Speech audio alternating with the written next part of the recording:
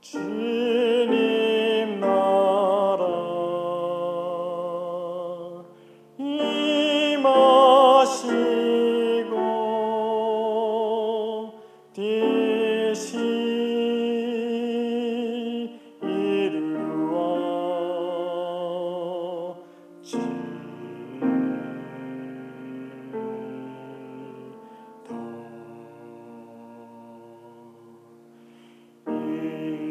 일용할 양식 주시고 우리들의 죄를 다 용서하옵시고 또 시험에 들게 마시고 악에서 구원하소서. 대개 주의 나라 주의 권세 주의 영광 영원히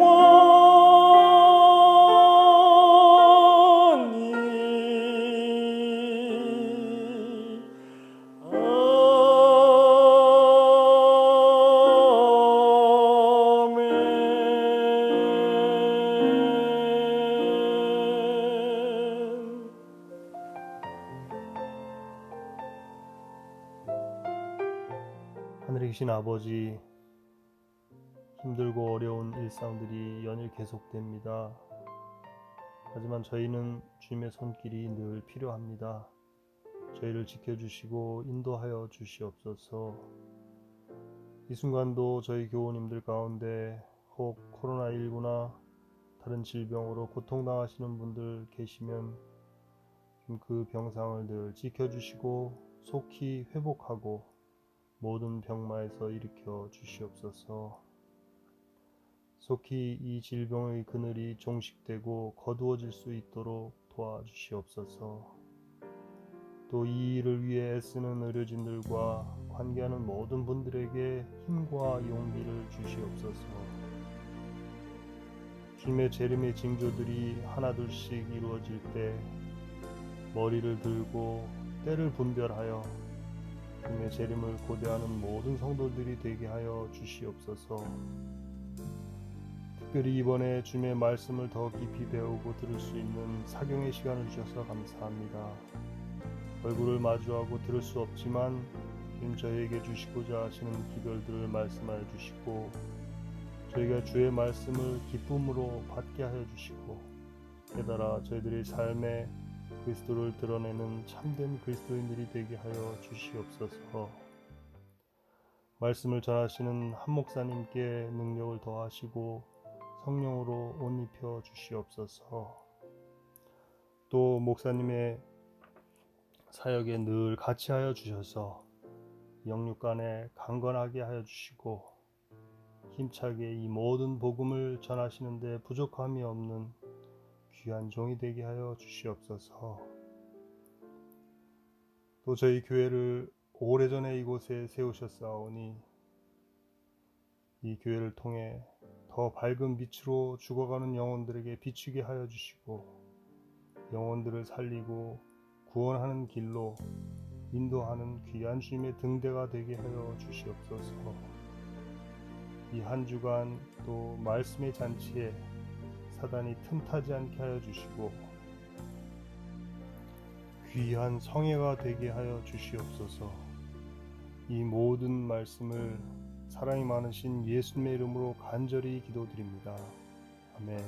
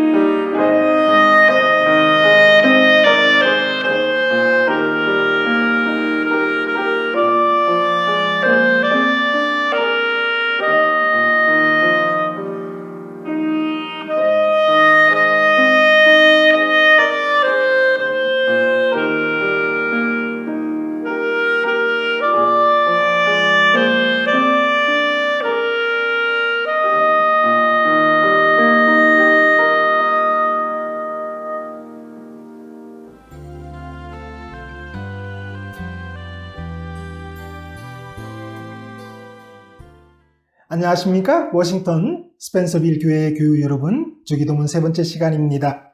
오늘은 나라가 임하시오며 뜻이 이루어지이다라고 하는 부분 살펴보기를 원합니다. 여기서 나라라고 번역된 말의 원문은 당신의 나라입니다. 다시 말해 하나님의 나라가 임하기를 원하는 것입니다. 이 땅에 사는 우리의 궁극적인 소원은 하나님의 나라 즉 천국이 이 땅에 속히 건설되는 것입니다. 이 기도는 단순히 하나님의 나라가 건설되기를 바라는 것 이상의 의미를 가지고 있습니다. 여기에는 우리가 살아가면서 행하는 모든 일이 하나님 나라를 건설하는 데 초점을 맞추어야 하고 우리가 그 일에 기여해야 한다는 것입니다. 너무나 자주 우리는 하나님의 나라를 세우기보다는 나 자신의 나라, 즉 나의 아성을 쌓는 일에 몰두합니다. 자기가 삶의 주인이 되어 살아간단 말입니다. 말은 하나님의 나라, 하나님의 주권이 중요하다고 하지만 현실 속에는 자기가 주인이 되어 살아가는 우리 인간들의 모습입니다. 이 땅에 살면서도 하나님의 나라가 건설되기를 바란다면 그것을 잊지 않고 살려고 한다면 우리는 물질에 대한 욕심을 버려야 하며 물질에 대하여 자유로워져야 할 것입니다. 어떻게 하다가 우리가 물질에 얽매이게 될까요? 어떤 구루가 자기 제자의 영적 진보에 매우 감명을 받고서 이제는 지도할 필요가 없다고 판단하여 그 제자를 어느 강둑 위에 작은 오두막에 혼자 두고 떠납니다. 그 제자는 매일 아침 목욕제계를 한 다음에 허리에 두르는 간단한 옷을 널어 말렸습니다. 그것이 그의 유일한 소유물이었습니다. 하루는 쥐들이 그 옷을 갈기갈기 찢어놓는 것을 보고 그는 어이가 없었습니다. 그래서 그는 마을 사람한테 다른 옷을 구걸에다 입었습니다. 쥐들이 이 옷도 갉아먹어 구멍을 내자 그는 새끼 고양이 하나를 구했습니다. 이제 쥐 때문에 아무 문제가 없었는데 이번에는 자기 양식만 아니라 우유도 덧붙여서 구걸해야 했습니다. 구걸하기가 너무 힘들군 그는 생각합니다. 마을 사람들에게도 너무 부담스럽고 내가 차라리 암소를 키워야지. 암소를 갖게 되자 꼴을 구걸해야 했습니다. 내 오두막 주위에 땅을 가는 게 차라리 쉽겠다 하고 그는 생각을 합니다. 그러나 그것도 번거로운 일임을 알게 되었는데 그러다 보니 묵상할 시간이 거의 없게 된 것입니다. 그래서 자기 대신 그 땅을 갈 일꾼을 고용합니다.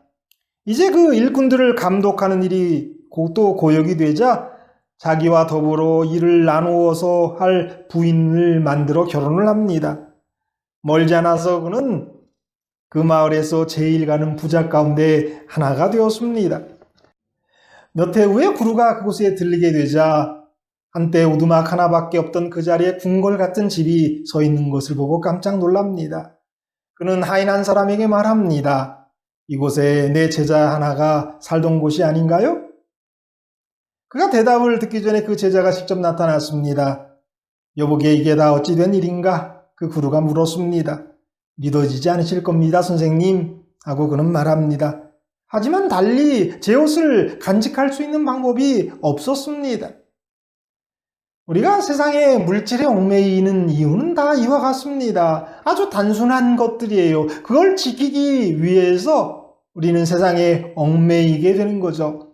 세상에 얽매여서는 결코 하나님의 나라가 이 땅에 임하는 것, 그것을 바랄 수도 없고 구할 수도 없다는 것 여러분 잊지 마시게 되기를 바랍니다. 예수님이 재림하셔야 하나님이 나라가 이 땅에 세워집니다. 그러므로 진정으로 주기도문의 이 구절을 낭독하는 사람들은 재림을 고대하는 사람들이고 그날이 속히 오도록 자신의 재물과 시간과 능력을 바쳐서 일하는 사람들입니다. 그들은 이 천국 복음이 모든 민족에게 증거되기 위하여 온 세상에 전파되도록 최선을 다해 돕고 헌신합니다. 왜냐하면 그제야 끝이 오고 하나님의 나라가 이 땅에 설 것이기 때문입니다. 산상보음 109페이지에 이런 말씀이 있어요. 오직 내가 여기 있나이다 나를 보내소서라고 말하면서 안 보이는 눈을 뜨게 하고 사람들로 하여금 어둠에서 빛으로 사단의 권세에서 하나님께로 돌아가게 하고 죄사함과 거룩하게 된 무리 가운데서 기업을 얻게 하기 위하여 그분의 사업에 투신하는 사람들을 이들만이 나라가 임하옵소서라고 진실하게 기도한다.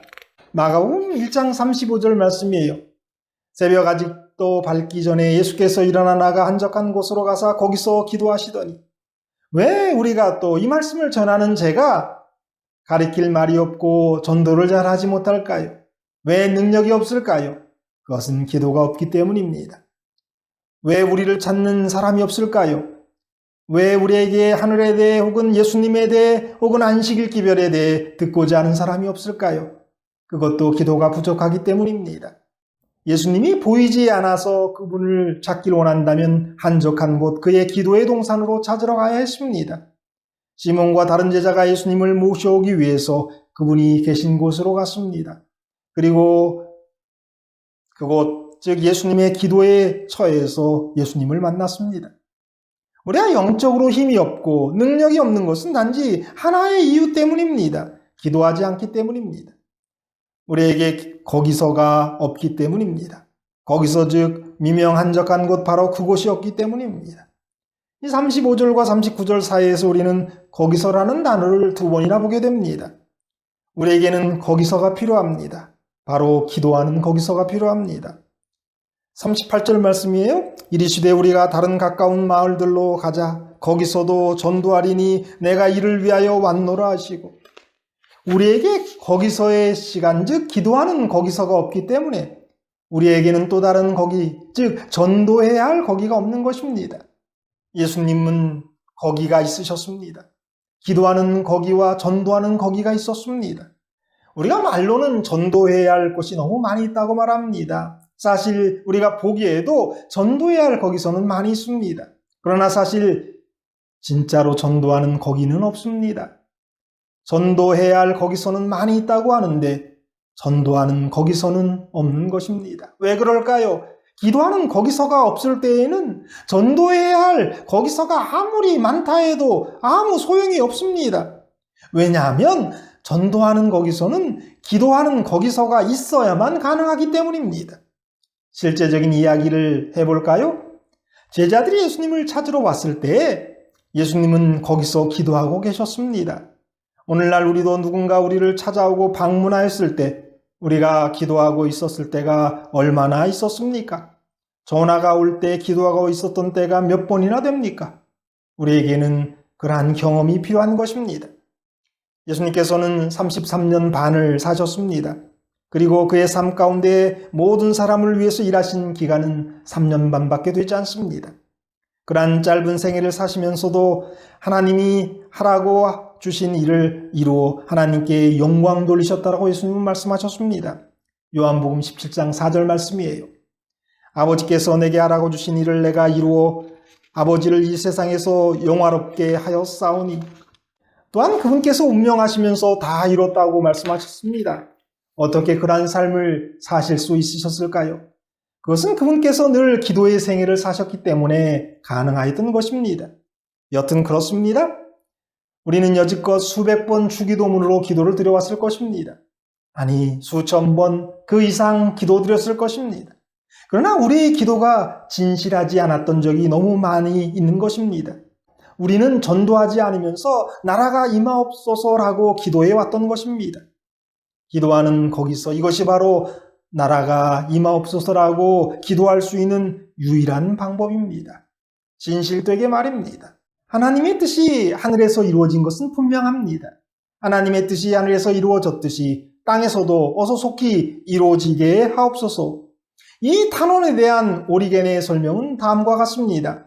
하나님의 뜻이 하늘에서 이루어진 것 같이 땅에서도 이루어진다면 땅은 이미 땅일 수 없다. 그때 우리는 모두 하늘에 있을 것이다.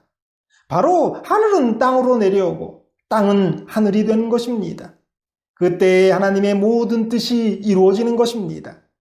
이 일이 일어나고 있지 않는 한 우리는 언제 어디서나 기도해야 합니다. 아버지의 나라가 임하옵소서. 아버지의 뜻이 하늘에서 이루어진 것 같이 땅에서도 이루어지옵소서. 태초에 하나님이 온 우주의 지구를 창조하셨을 때 가지셨던 그분의 계획은 당신의 피조물들이 하나님의 뜻을 따라 아름답고 행복하게 살면서 그분의 영광을 찬양하는 것이었습니다. 이사야 43장 7절 말씀이에요. 내 이름으로 불려지는 모든 자, 곧 내가 내 영광을 위하여 창조한 자를 오게 하라. 그를 내가 지었고 그를 내가 만들었느니라. 그렇게 사는 것이 피조물들에게는 영광스러운 일이었습니다. 하나님의 뜻이 하늘에서 언제 이루어졌을까요? 하늘에서 전쟁이 있었습니다. 하나님의 뜻을 깨부수는 그러한 일이 있었습니다.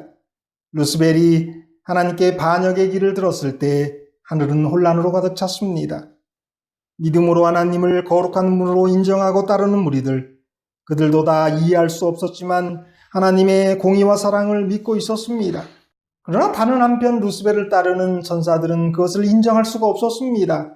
그래서 하늘에서 전쟁이 있었습니다.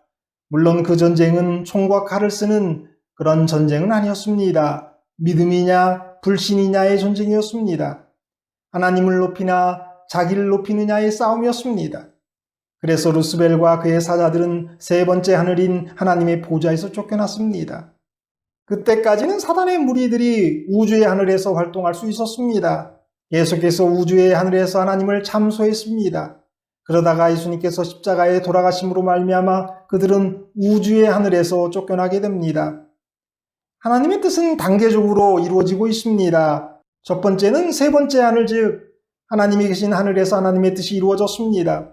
두 번째는 두 번째 하늘, 즉 우주의 하늘에서 하나님의 뜻이 이루어졌습니다. 마귀가 쫓겨나는 것이, 죄가 물러나는 것이, 죄 지을 가능성이 없어지는 것이 하나님의 뜻이 이루어져 가는 것입니다.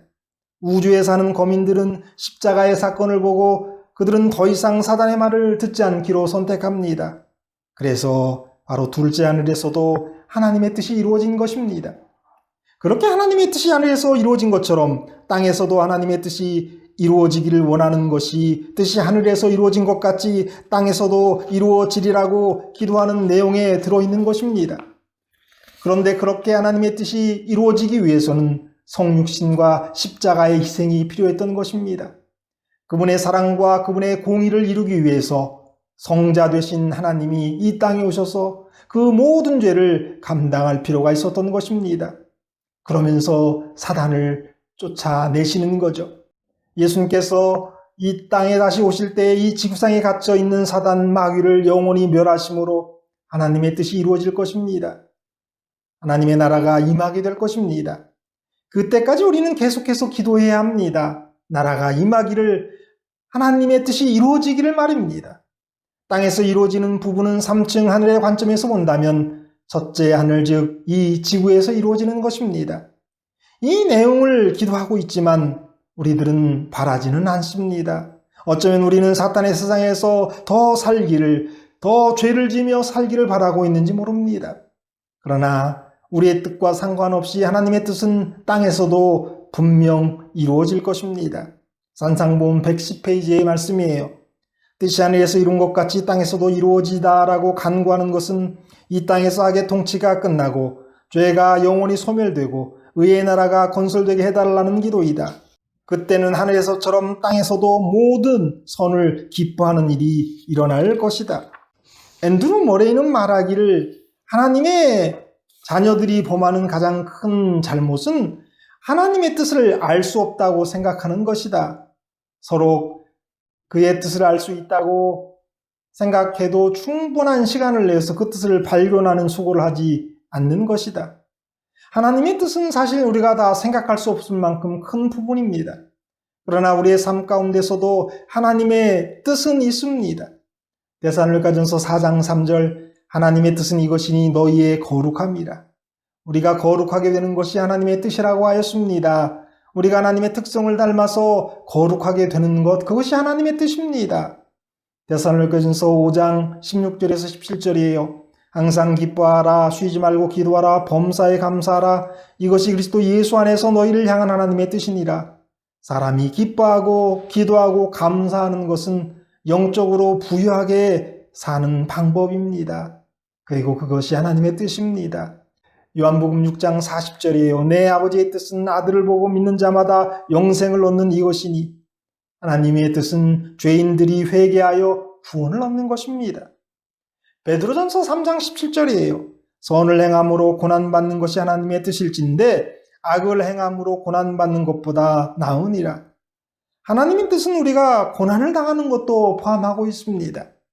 이 말씀은 하나님의 뜻은 우리가 선하고 바르게 사는 것이 편하고 무사하게 사는 것이 아님을 말해주고 있습니다. 선을 행함으로 고난을 받는 것, 그게 하나님의 뜻이라고 말씀하십니다. 하나님의 뜻을 받들고 실천하는 것은 하나님의 백성의 기쁨이요 행복이며 그 결과는 영원한 생명입니다. 우리는 하나님의 뜻을 행하는 것을 삶의 목표로 삼고 그분의 뜻이 이루어지도록 기도해야 합니다. 왜냐하면 그것이 가장 우리에게 좋은 일이기 때문에 그렇습니다. 땅에서도 이루어지다는 무슨 말입니까? 예수 그리스도를 통해서 아버지의 뜻이 이루어진 것 같이 이 땅에서도 내 생활을 통해서 하나님의 뜻이 이루어져야 한다는 그러한 뜻입니다. 마음의 때가 지구상에서 가장 훌륭한 종마를 찾기로 결심합니다. 그래서 온 세상을 두루다니며 아주 훌륭한 종마 100마리의 암말을 구했습니다. 그 말들을 가두어 놓고 물을 주지 않고 먹이를 주었습니다. 그 말들이 목말라 미칠 지경이 되었을 때 우리의 문을 엽니다. 말들이 미친 듯이 시냇가를 향해 달려갑니다. 말들은 일제히 고개를 올리고 있는 힘을 다해 발을 구르며 시냇가를 향해 달렸습니다. 말들이 시내에 거의 다다랐을 때 마호메트가 피리를 입에 대고 힘껏 불었습니다. 그러자 정신없이 뛰어가던 100마리의 말 가운데 단 4마리만 주인의 신호를 듣고 속도를 줄여 달리기를 멈추고 명령을 기다렸습니다. 마호메트가 말했습니다. 저 4마리의 말을 종마로 삼아서 세계 제일의 말을 길러내겠다. 저 말들은 이제 아라비아의 종마라 불리울 것이다. 우리는 예수 그리스도의 종마가 되어야 합니다. 그러기 위해서는 절대적인 순종이 필요합니다. 사무엘상 15장 22절에 이런 말씀이 있죠? 사무엘이 이르되 여호와께서 번제와 다른 제사를 그의 목소리를 청종한 것을 좋아하심같이 좋아하시겠나이까? 순종이 제사보다 낫고 듣는 것이 수장의 기름보다 나으니 순종이 그 어떤 핑계보다 올바릅니다. 순종이 그 어떤 예배보다 중요합니다. 순종이 그 어떤 예물 드림보다 귀합니다. C.S. 루이스는 다음과 같이 말합니다. 결국은 다만 두 부류의 사람만 있게 된다. 하나님께 당신의 뜻이 이루어지이다라고 말하는 자들과 하나님께서 마지막 내 뜻대로 될지어다라고 말하는 자들이다. 아버지의 뜻대로 이루시옵소서라고 기도하는 것은 하나님 당신의 뜻대로 하옵소서라고 말하는 것과 같은 의미입니다. 여기에는 불평이나 절망의 요소가 없습니다. 어린아이가 어머니의 품에 안기는 것과 같은 확고한 위임입니다. 그분은 자신의 영원한 계획을 가지고 계십니다. 어린 자녀가 아버지의 행하는 모든 것과 그 말의 충분한 취지를 이해할 수 없듯이 우리 또한 그러합니다. 우리는 우리의 인생살이에서 그 모든 차원을 이해하지 못합니다. 우리는 우리 자신들이 유한한 존재라는 것을 인식하고 처음이요 끝인 그분에게 우리 자신을 완전히 맡기고 그분의 손에 우리의 전체 여정을 맡기는 것이 바로 아버지의 뜻이 우리 가운데 이루어지기를 바라는 기도 속에 포함되어 있습니다. 이 땅에서도 하나님의 뜻은 이루어져야 합니다. 우리의 삶에서도 하나님의 뜻은 이루어져야 합니다. 하나님의 나라는 곧 임할 것입니다. 그 나라의 일원으로 살기 위해서 우리의 삶 속에서 하나님의 뜻을 이루어 드려야 합니다. 그렇게 할 때 우리는 하나님의 큰 뜻을 이루는 아주 조그만 부분을 감당하는 것입니다. 재림을 기다리는 자는 재림을 전합니다. 하나님의 나라가 임하기를 바라는 사람은 전도합니다. 하나님의 뜻이 이루어지기를 원하는 사람은 적어도 예수님의 힘을 의지해서 우리의 마음속에서 사탄을 몰아내고 예수님을 우리의 주인으로 섬기는 자들입니다.